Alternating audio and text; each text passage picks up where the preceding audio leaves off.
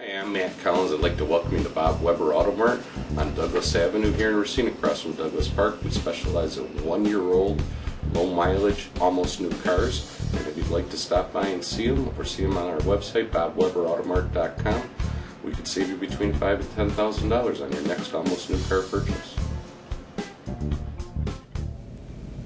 Welcome into another edition of Sports Junkies here at RacineSportsZone.com. Time to talk some Bucks basketball. I'm Steve Sparky Fifer, and I determined that I would rather have Gery Woelfel sit over at that end of the table, separate from me today, as we're broadcasting here at Racine Prairie. Our preps video that we did earlier had 3 preps girls from Racine Prairie sitting in between us. They got up and left. I said, Gery, just sit down there because we're going to talk Bucks anyhow. So I'd rather have them sit down there. So, Gery, let's talk about the Milwaukee Bucks basketball team. You still didn't explain why you wanted me to sit down here. Because I like the separation. I prefer you to You need your space. I need my space because we're going to talk about the Bucks. I know Bucks. I beat up on you enough, but I mean, come on. Right. I tend to get a little upset about the Bucks. And I'm trying to figure out why John Henson, in the last game against the Suns, only played 22, 23 minutes. Now, I know he had 5 fouls, but still didn't play a whole bunch of minutes. This is a guy that is definitely a part of this team going forward, or at least I think he's a part of this team going forward. You hit it right on the head. You said you think. So do I. I think he's a cornerstone piece for this team. And I've talked to several Bucks players. They told me that if they built this team around any individual, it would be John Henson. And that's why it's so shocking that he's been kind of an afterthought in many respects. I don't know if you remember this early in the season. They decided, Ersan was hurt. Yep. They decided to move Caron Butler to power forward instead of inserting John Henson into the starting lineup. Now, in the last couple of weeks, I've been hearing rumblings that perhaps they might trade John Henson. Now, if they trade John Henson, people are going to lose their minds. Well, I mean, it depends upon. I mean, if you trade a guy of that caliber, you better get a darn good player back. You better get a top 5 pick back if you're going to get picks. Something good. It's got. I mean, if they just say, hey, he's part of a trade to get rid of a contract, get rid of Larry Sanders' contract or something, it wouldn't make any sense. But it is baffling, no question about it. Yeah, I don't understand it at all. And the one thing that we've learned under Larry Drew is Larry Drew does not like Larry Sanders and John Henson on the floor at the same time. I mean, it almost appears he goes out of his way not to have those guys out there. And the times he has had them out there, I just don't think he likes how they play together. Yeah, and the other thing is it's a physical situation. They're both kind of rail-thin guys. Yep. And when they play a powerful power forward or a powerful center, they usually get overmatched. Sure. So I think he tries to avoid it. That's where Zaza was so good for them early in the year. I don't remember this, but the first 2-3 weeks, Zaza looked like one of the best centers in basketball. Yes, he did. I mean, then he got hurt, and that team basically crumbled because they didn't have an interior presence. And the other thing about Zaza, I mean, he's so heady and so smart, so team-oriented. And I'm saying he's a star player, but he's a nice glue player. Yeah, he is, and he'll be coming back too. He's getting healthy, and will be back for the Bucks at some point. The other guy in all this is Nate Walters, another guy that fans want to see play. And I'm not saying he's going to be a starting point guard in this league. I'm not going to say he's going to be an all-star point guard in this league. All I'm saying is I want to see what his future looks like. I know what Luke Ridnour is. I know what he brings to the table. Everybody in the NBA knows what he brings to the table. I don't see a point in continuing to give Luke Ridnour 30 minutes a night. I want Nate Walters to start getting 15 to 20 minutes a night. Yeah, I'm on board with you totally. They got to find out what he can do. And he played well at the beginning of the year when he got forced in. He's a solid player. He usually doesn't play with outside his limits. And I agree with you. I think he's going to be a terrific combo guard coming off the bench. He'll be in the league, 10 years. Yeah. And he'll never be a star player, but I think he'll be a very solid player that can fit into a rotation. How much longer before we see the Bucks start to move players? Well, I started tweeting last night. I think the Bucks are on the verge of being totally irrelevant. I mean, last night's crowd was horrible. Oh, sure, absolutely. But that's going to happen because you're this bad. I mean, everybody has to understand, when you're this bad, the casual fan, those people that are going to show up, they're going to stop coming. Now, what everybody else has to understand is, okay, fine, you look at the BMO Harris Bradley Center, there's maybe 5,000 people. The only number that the Bucks care about is paid attendance. And when you look at the box score, paid attendance, 11,000, Sure. 12,000, They whatever the have case may be. So those seats are all paid for. There may not be anybody in them, Right. but their money is still coming in, and the money is still in the tills. Right. But I mean, they're only at the midway point of the season, Sure. and there's very little buzz right now. I mean, people were turned off. There was a fan that came up to me last night, and he said, I'm not a big NBA fan. I got some tickets, decided to come. And he goes, I didn't like the effort. He said, I'm really disappointed in the effort. And he's right. And the crazy thing was, the effort was better than the previous Sure game. it was. But it wasn't what this casual fan expected. He wants guys, and unfortunately, these people don't understand the pro game. You can't physically go out and play hard every night. You can attempt to, but it's not going to always happen. You and I are going to disagree on that forever. But the other thing about this Bucks basketball team is right now with 8 wins, they have 1 win in the month of January with Orlando left to play on Friday night. Showdown game. They have 1 win in the month of January. Let me emphasize that again. And now you're going to have to take on the Magic. As you get closer to the trade deadline and you start to move some of these players, it's going to be interesting to see what the starting lineup looks like in the second half of the season. Yeah, no doubt about it, and who they bring in. Because, I mean, if they do trade a Hansen or they do trade a Sanders, a pretty good player is coming back.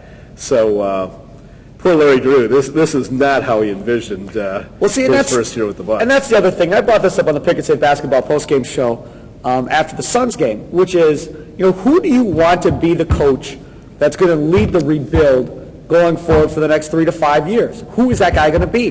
With all due respect to Larry Drew, he's not it. He's not my guy. I brought in Larry Drew, if I'm John Hammond in the Bucks, to guide a playoff team. That's what I want him to do. A team that you can overachieve like he had in Atlanta the previous year and all of that. And I'm not saying that he was sold a bag of goods, because he wasn't. I mean, right. Like Caron Butler complaining about, I was told I was going to play more. Well, fine, but nobody knew the injuries were going to happen. Nobody knew we were going to be this bad. Things change.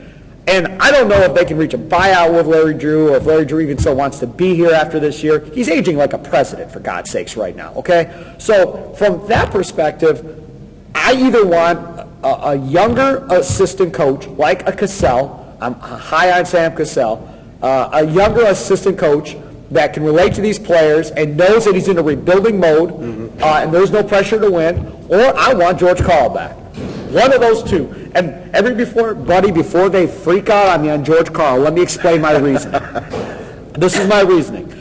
George Karl is not the same person as George Karl was when George Karl was here. Because of everything that he went through with cancer, he's older, he's at the end of his career. I don't even know if he even wants to coach anymore. I have no idea. He's doing TV. He does want to coach. Huh? He does want to coach. He does want to coach. No doubt about that. Okay, now, this is the issue. And this is how I'd approach it. Look, George, you can kind of be a college coach without having to do the recruiting. I mean, you can teach. If what you like and what you really enjoy is teaching the game of basketball and watching people grow and doing all of that, you can do that. And everybody says, George doesn't play rookies. Well, George doesn't play rookies because your owner is expecting you to be in the playoffs, and no rookie's going to screw this up. But if the owner says, look, George, I'm not expecting you to win for the first 3 or 4 years. I just want you to make these kids better as basketball players, understanding the way of the NBA, and teaching them the right way. George Karl can be that guy. And what if, and this was brought up to me by a caller last night on the postgame show, what if George Karl's the head coach, and Sam's his assistant, and Sam's the one that takes over when George decides to walk away? I love that idea. It's got potential, that's for sure. I think George is going to come back to coach. He's going to coach a team that has a chance to make a run at the championship. The one thing that's missing on his illustrious resume is a ring, and he's still driven to get a ring. And I know for a fact there's been 2 teams that have already contacted him saying, hey, if we go south, we want to bring you in.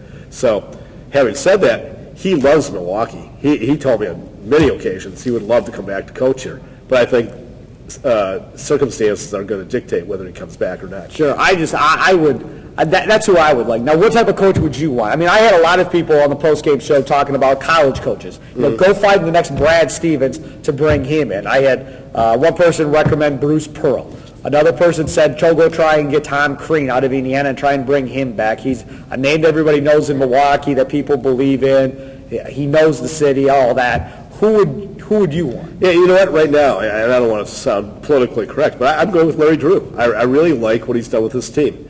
This team should have blown up internally on many, many occasions. But Gary, are they, and I don't know this, so for the record, I don't know this. Do you think they're still listening? I mean, how many team meetings have you had where you've emphasized effort and every other damn thing? Right. And you continue and you know what? to have that be a question. And that's where your GM has to have your back. Yeah, if you got bad apples on that team, you get rid of them. You don't mess around. And I think John Hammond, I don't know if he's waiting for the trade deadline or not. There are a couple guys in that locker room that are cancers right now.